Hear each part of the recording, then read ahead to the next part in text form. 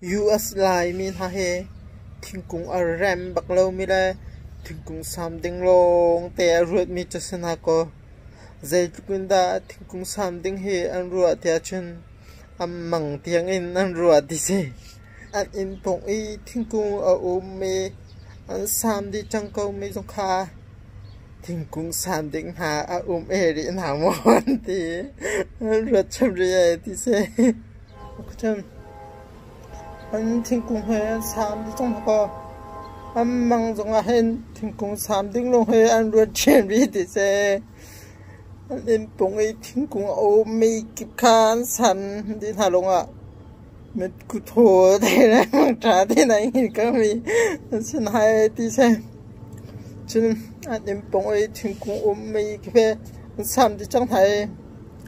mi nan lên nặc trong lại mà nên thingkung he cái sam ở trên ắt thả tắc lại thì nói mình thingkung sam tiếng tiếng cho khám phải nói chim hà thì xem mà lúc in US lime he thingkung rem bạc lô mi la thingkung sam tiếng long te ruột mi anh in bông ấy thingkung mi kịp he anh sam din hulong anh thô bia chuộc mi cho xin hà cô và lấy chúng hen thingkung rem lâu big mi la thingkung sam ding long te arut mi cho kama US lai he kan sakong halo makati Australia lai mi jong zai thayan sve lai lo da lai min ha chi min ha thingkung sam ne thingkung ha he phi ma man ro thingkung sam he thi thang ai lai thil ti khong ai man ro mun chim to thingkung nan sam nak ten ha cho Facebook live ten ha chun nan hai tha chabri nan luan tuk chang he me rang ra me rak che me rang ha ne hen chi mi ni lai mi ni thingkung kan sam tuk chang ruwa akan ram ti lo ti nan thai lo mo azai ruang ko wa me lai mi ha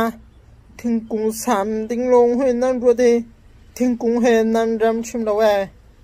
thingkung ne abang kan tuk no su lai avun kan nan su la ti chom nan se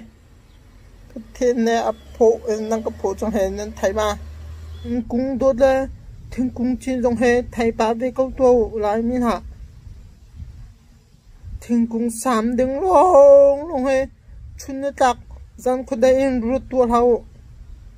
thingkung kung khatem han he nan sarin nan kautar khoma van chim to van chim reng kau to azai runga thingkung kung khatem han nan sarin nan kautar kholo mi cho sam ding long chun nan ruwa khathen he nan ka han tuk chang he thingkung do da thingkung chin jong he thebe chang to lai min ha